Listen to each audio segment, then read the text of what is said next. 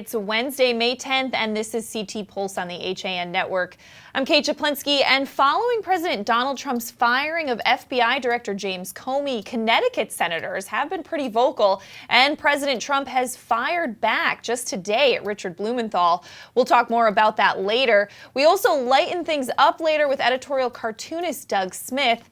But first, we have Trumbull Times editor Donald Ang joining us to talk some political news and the latest on the DUI arrest of a state Board of Education member. Don, happy to have you in.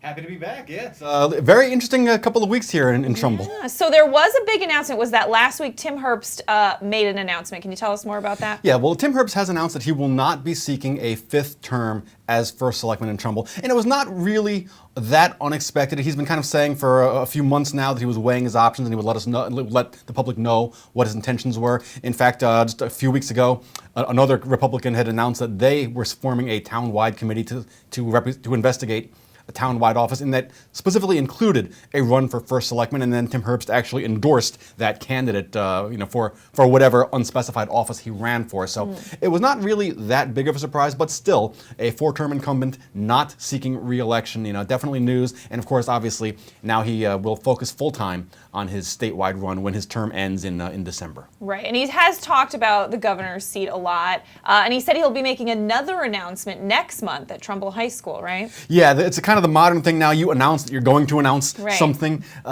He's widely expected to run for governor. He's openly said governor in some of his press conferences and statements. He has not officially said he's running for governor, but he's trying to raise $250,000, which just happens to be the amount you need to raise to run for governor and get state funding. So again, that's one of the worst kept secrets in Connecticut politics. He's going to run for governor. It's just that he'll make it official at a press conference next month at Trumbull High School. And he's been doing pretty well on the fundraising front thus far. Yeah, he's always been a phenomenal fundraiser. He raises funds. He raised the money needed to run for treasurer 2 years ago, while also being the full-time first selectman of Trumbull. So it's a pretty high bar. You need to raise $250,000 in increments of $100 or less to qualify for the Citizens Election Program, which gets you then another $1.4 or so million. So he's well on his way. I think he's gotten almost a third of what he needs, and all of this was also while acting as first selectman and being a part-time candidate for governor.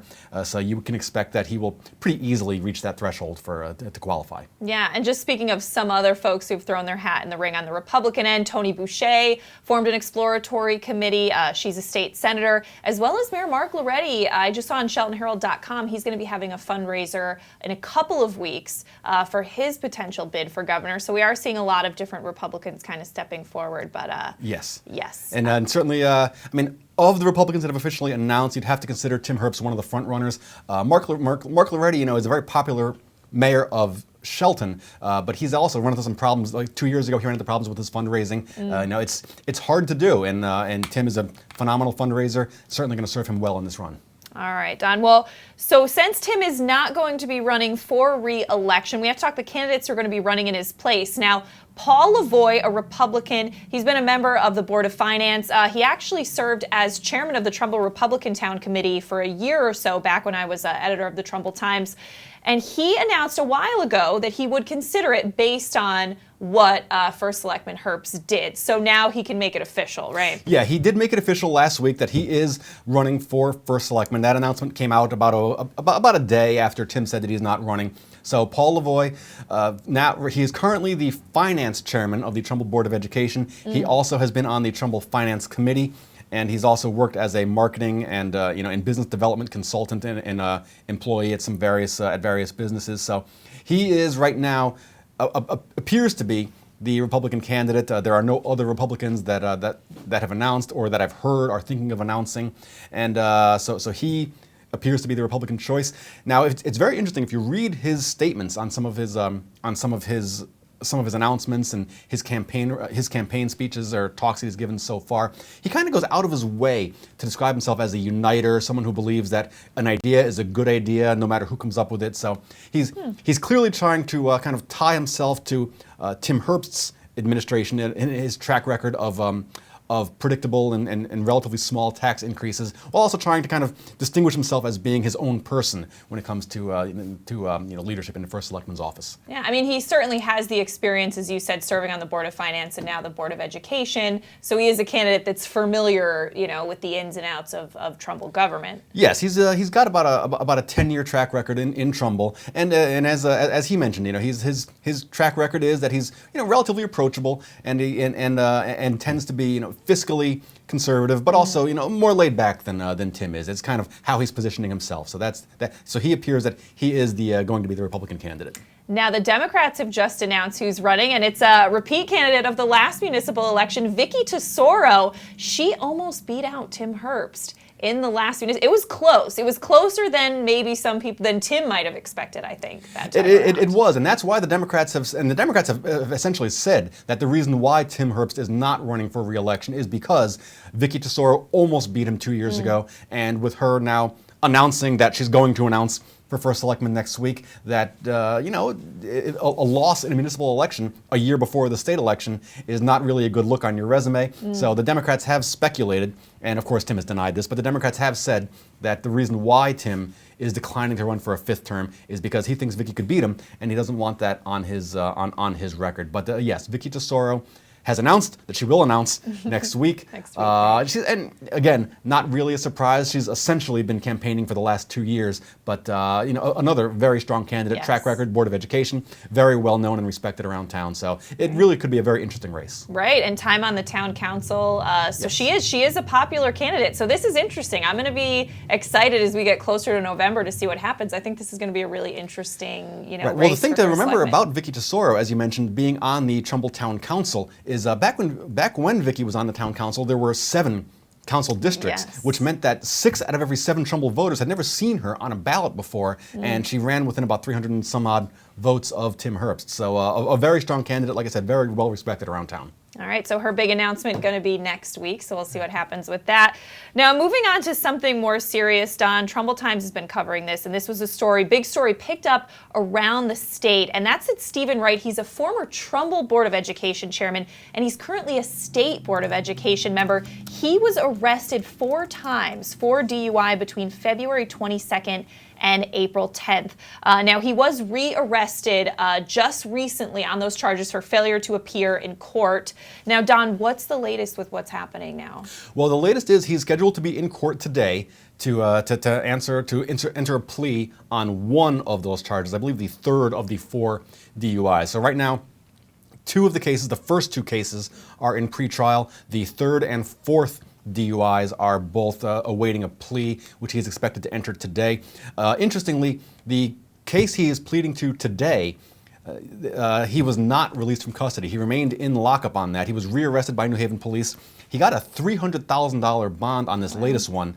You have 4 different cases, 4 different judges. They're not all equally strict or harsh or lenient. And this particular judge in this case did hand down a $300,000 bond, presumably because that you have the 4 DUIs, so including one with a suspended license. So there is a perceived threat to the public if he were to choose to do that again.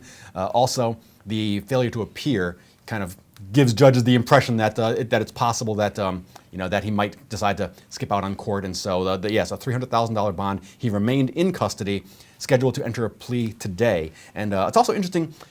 The first round of court hearings on this, he was representing himself, it appears. He has now gone ahead and hired a pretty high-powered law firm. Right. And what law firm is that? Pattison Smith. You see them a lot. They're on television a lot. They handle a lot of high-profile civil cases. They also handle cases that involve people that are kind of known in the community. Got a reputation for very strong legal work and very aggressive legal defense. So certainly with that number of DUIs in that short a period of time, you're definitely going to need a fairly aggressive defense because the Connecticut's laws don't give a lot of wiggle room on repeat offenders. So that's something else that we're going to have to be following very closely. Now, Wright isn't an elected official in Trumbull any longer, but this did kind of bleed over into Trumbull because he was going to be arrested in an ethics commission hearing where he was representing someone going before that board, but he did not show up for that at the time. This was a few weeks ago. Yeah, he's a long-term member of the Trumbull Board of Education, 10 years on the board, in fact. Yeah. And then he was appointed by Governor Malloy to the state Board of Education. And yes, as you mentioned, when it became known that he had failed to appear for court, the Trumbull police had planned to take him into custody at a Board of Ethics hearing where he was representing someone. He wasn't being investigated for ethics. Right, he was right. As a lawyer, he was representing a client. That was before the Board of Ethics, but then didn't show for that hearing, and so that the idea to take him into custody there didn't actually work out. He was eventually arrested by New Haven police. Yeah, and I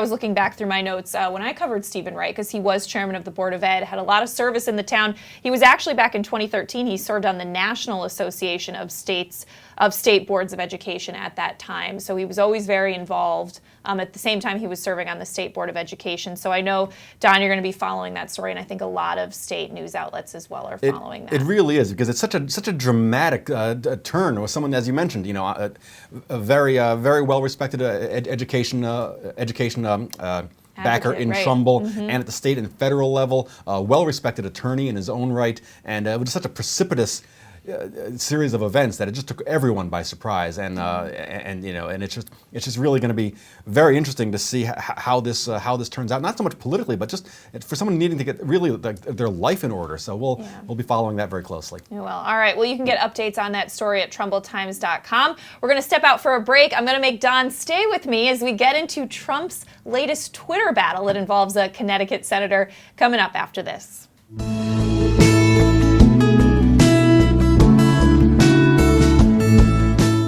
At the Milford Bank, we offer an extensive selection of lending products and services to meet virtually any need. Submit your application online in our Mortgage Web Center. Start to finish, you can apply for a loan in as little as 10 minutes. Our knowledgeable and helpful staff are available to meet with you at your convenience. To learn more about what we can do for you, stop by one of our Milford Bank offices or visit us at milfordbank.com. The Milford Bank, always there. Member FDIC, Equal Housing Lender. Have a sports injury or a slip and fall that needs immediate care?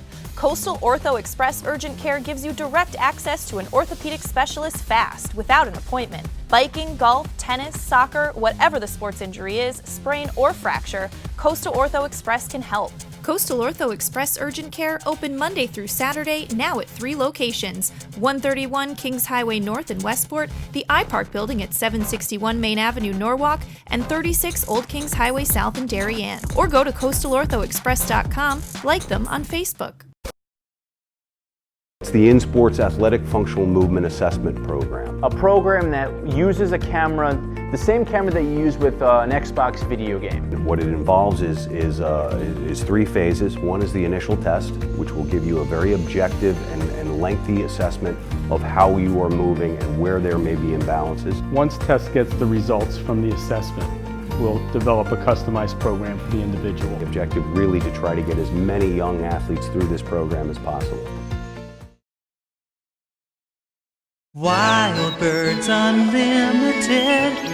At Wild Birds Unlimited of Brookfield, get expert advice from our certified bird feeding specialists. We offer always fresh, clean seed that will be sure to attract birds to your home feeder. Experience our excellent customer service. Open 7 days a week. Visit us at 317 Federal Road, Brookfield. Wild Birds Unlimited. We bring people and nature together. I can't believe it. Well, Dad, you did it. You sold 160 cars. Ready to go back upstairs now? I think it's time. I wonder how the boys are making out in their new office. Not what I had in mind, Kyle. What, Dad? Maybe we should retire. Right now, lease a 2017 Rogue S for only $139 a month. Isn't it time you got Millerized? You don't have to go far for authentic Neapolitan cuisine and renowned wood-fire pizza. Pizzeria Loretano of Bethel is a contemporary Italian bistro, specializing in authentic wood-fired brick oven pizza Napolitana. Pizzeria Loretano was named one of America's top 1,000 Italian restaurants in 2008 by Zagat, and recommended by Jane and Michael Stern on National Public Radio's Splendid Table. Located close to the Bethel Cinema, we focus on quality, and our food is always made to order. Join us for live jazz Sundays from 6 to 8. Find our schedule, menu, and more at pizzerialoretano.com, and like us on Facebook. Welcome back to this week's edition of CT Pulse on the HAN Network. I'm Kate Chaplinsky, and I'm joined in studio by Donald Ang. And we're taking a look now at national politics a bit. President Donald Trump going off about U.S. Senator Richard Blumenthal this morning. So according to Politico, Blumenthal went on CNN to talk about the president's decision to fire James Comey. Blumenthal saying in part it was a pretense that is laughable and had created a looming constitutional crisis. Now this morning, we can put up some of the tweets, but Donald Trump fired back. Watching Senator Richard Blumenthal speak of Comey as a joke, Richie devised one of the greatest military frauds in U.S. history. Now, he goes on to say when he was caught, he cried like a baby and begged for forgiveness, and now he's judge and jury. He should be the one who should be investigated for his acts. He goes on to explain Blumenthal would talk of his great bravery and conquest in Vietnam, except he was never there. Now, for those of us in Connecticut, Don, we know the controversy he's speaking of, though he changes the facts a little bit. Well, I'm just trying to think, greatest military frauds in U.S. history. So, like, Benedict Arnold is 1, Blumenthal 2. Would you put them in that order? Maybe I'm not quite sure where to put the greatest military frauds in history, but yes, to your point, Richard Blumenthal, he had a track record of speaking about Vietnam, and it initially was reported in the Milford Mirror that he referred to the troops returning home, right. And he had used the term when we came back from Vietnam. Now, I never thought that was that big of a deal. I know a lot of veterans were offended by it. Yes. A lot of other folks were offended by it. I kind of considered it to be like the editorial we. Like, right. We fought the Germans in World War Right. II. We did this. We landed on the moon. That's how I took it. But he kind of, over the next few years, he sort of kept edging a little bit further. And he also never really took the effort to correct people that assumed he did serve in Vietnam, even though he hadn't. He had served during the Vietnam era in the reserves. Yes. And certainly he could have been deployed to Vietnam. Right. When you enlist, you don't know exactly what they're going to do. But he never actually served in Vietnam, although a lot of people did get the impression that he did. Right. So Blumenthal was a member, as Don said, of the Marine Corps Reserve for 6 years from 1970 to 1976, but was never deployed abroad. Now, just talking about that, it was interesting at the time, Don, you worked here, and the Milford Mirror quote was actually quoted in the New York Times article on this. And I found a 2010 New York Times article that talks about some of the other things that Senator Blumenthal was quoted as saying. One being, we've learned something important since the days that I served in Vietnam. Now that kind of, you can see misleading a bit. In another quote saying, I served during the Vietnam era, technically true. That's actually but true. But again, unfair, maybe not sending a clear message about what his role was. And it did upset a lot of veterans. I know a lot of people around here that were bothered by those statements, even non-veterans. We worked with some of them. Yeah, we worked with some of the guys that were really very offended at the idea that he was kind of riding the coattails of people that did serve in Vietnam by claiming to have served when he hadn't actually. And yes, and you are right. The when I served in Vietnam, that really was kind of the farthest he ever went, and certainly that is a pretty clear statement that he personally was in Vietnam, even though he wasn't. Now, we should say, though, there was never any discussion on record of Richard Blumenthal talking about bravery or his conquests. It was more just kind of speaking about that time in history and maybe being a bit misleading about whether or not he was abroad. So in true Donald Trump Twitter fashion, there's a bit of an exaggeration and some fake facts, alternative facts. A bit. It was all, alternative history. Right. So since that's come out, I know when Jim Himes responded, U.S. Representative Jim Himes, just saying completely and thoroughly unhinged. Nothing new from Jim Himes. He's been very critical of Donald Trump. And Richard Blumenthal also responding this morning saying, President Trump, your bullying won't silence my calls for an independent prosecutor and investigation. We should say Senator Chris Murphy calling for the same as well. I'm not a big fan, though, of using the term bullying adults. I mean, he's a U.S. senator. Well, particularly not a decorated combat veteran like Richard Blumenthal. Oh, wait, no, I'm sorry. Yeah, it does seem it's not a great response, and I actually agree with Richard Blumenthal that we do need an independent investigator, but it just kind of it's sort of unseemly. It's kind of you just kind of seem it's like it's kind of beneath the dignity of a U.S. senator to complain that he's being bullied on Twitter. Was kind of my impression of it. Though you could say a lot of it's beneath the dignity of the U.S. president. Yes, to well, tweet that's certainly true. It goes on both ends. But just kind of an interesting discussion, making national news now, this kind of Twitter war between the two, bringing up that 2010 controversy. So we just wanted to give some background on that. A Imagine that. Yeah, imagine that. Well, Don, thank you for joining me. Great, thank you. I appreciate it. I'm going to take a break and come back with Doug Smith. He's going to be drawing some conclusions right after this. Did you know heart attacks and strokes are the leading cause of death in America? Protect the health of you and your loved ones. Talk to a doctor about heart disease. Hi, I'm Dr. David Pazer with ProHealth Physicians, encouraging you to stay informed about health matters that affect you. ProHealth Physicians is on the pulse of social media to share information about health and nutrition with the community. Get up-to-the-minute alerts, including ProHealth Physicians news and upcoming events. Connecticut's leading group of primary care doctors is just a click away. Part of banking well is doing good. That's why, with the support of local community partners, Bankwell has launched the Bankwell Pet Adoption Project to boost awareness about the hundreds of animals in local shelters that need a home. And when you donate to the cause using the Bankwell self-service coin machines, we'll match your donation. For details, visit mybankwell.com/pleaseadoptme. Bank smart, bank local, bank well. When it comes to considering the outside of your home, just imagine the possibilities. Whether your dream is a stunning freeform pool or a tranquil, secluded garden, the team of professionals at Stonebridge Associates will make it a reality. We offer unparalleled landscape design and construction, masonry development, pools, spas, and water features, as well as landscape and garden maintenance. No other firm can offer the same level of creativity, quality, and personal attention. Discover the possibilities at stonebridgeassociates.net or call 203-544-8376 today. On time, done right, safe and reliable. MrHandymanCT.com. Let our satisfied customers tell it. I have called Mr. Handyman for every reason, every occasion, every broken item, every leak. They have bailed me out on many occasions, and I would recommend them to anyone. For any project, large or small. MrHandymanCT.com. Family and Children's Aid has been serving the community since 1809 and is now the largest outpatient children's mental health care provider in Western Connecticut. Our innovative services include providing shelter to homeless moms and children, substance abuse intervention, mental health counseling, and foster and adoptive services, among others. Our goal is to provide individuals and families a safe haven and hope for a brighter future. Find out more about us at fcaweb.org and call our Danbury campus at 203-748-5689. At Portofino Restaurant and Wine Bar in Bethel, fresh and simple food is our concept. Owned and operated by brothers Rocco and Louie, Portofino has a distinct and diverse food and drink menu. Open Tuesday through Sunday. Come join us for live local music on Tuesdays and Sundays, Wednesday nights for mouthwatering prime rib, and every Thursday night is ladies' night. Planning a party? All our catering menus are personalized to suit your event and your budget. Join us at the Dolan Plaza, 213 Greenwood Ave, Bethel, and call us at 203-797-8131. Like us on Facebook.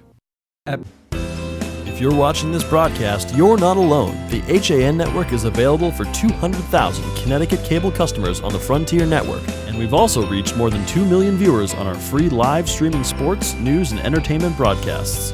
To reach our rapidly growing audience, contact Advertising Director Jessica Murrin at 203-273-7312 or email jessica@han.network. It's time for some drawing conclusions. Doug Smith failing miserably at protecting us all from the dam breaking, but you tried your best. Thanks. I did. And I love the little bow tie and the clogs. You look great. All right, Doug, so let's take a look at this week's editorial cartoons in our papers. Some good ghost action this week. Yeah. Tell us about this one. Joshua House. That's I guess it's like a housing thing. They build housing for folks, and Right. they're having the Phantom Ball. And those ghosts misunderstood. Exactly. And they were dressed in their finest. Too know. bad. All right, let's talk about this one. This is an Easton cartoon, correct? Right. Saddle Ridge Development. Exactly. So it's the two sides. Just Doc, I got this pain in my you-know-what that won't go away. So both sides driving the other crazy Exactly. developer and the group that kind of wants to stop that development. All right, and another, looks like Stepney Elementary School bullying. well, in Monroe, they're getting a new roof finally, and it was just sort of a poignant thing because Chalk Hill Middle School is now deserted, and that's where all the kids from Newtown went when they had no school, and it's just kind of sad that it's now deserted again, and it is, yeah. they don't know what to do with it. That is poignant. All right, well, taking a look at the next one. I like this as well. More ghost action we have going on. This is a Milford cartoon, correct? Right. So they were cleaning up the cemetery, and they were just like getting rid of a lot of shrubs, which they thought were unsightly and growing out of control. And they dug up a shrub, and a family was real upset, right? Because they planted that there. And yeah, hey, I liked that plant.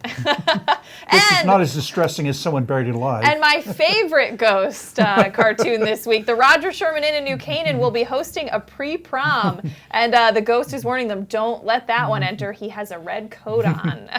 And then the little logo from Roger Sherman there, the guy with the mustache. Yes, nice little touch there. I love it. And this one also great. Tell us about this. Oh, they last week they went to the Guinness Book of World Records and made a cheese pizza which had 109 cheeses on it. Kind of gross, but yeah, a little bit, right? But the mouse is into it. Yeah. I like that. And he's got a little copy of the Ridgefield Press, very accessible to all sizes. All right, and tell us about this last one. There's a lot going on. Talking about if Lordy becomes governor, maybe he can fix the flow chart, which if you look at it closely, it's just tax spend, no matter what you do. Perhaps as Governor Loretti, he could fix that flow chart. All right. And tell us about this one. Finally, Mother's Day coming up, so we just have a couple of amoebas there. And Amoeba's Mother's Day. Happy Mother's Day, Mom. They're from both of us as they split. Very nice amoeba humor there, Doug. All right. Well, as always, thank you so much for joining us this week.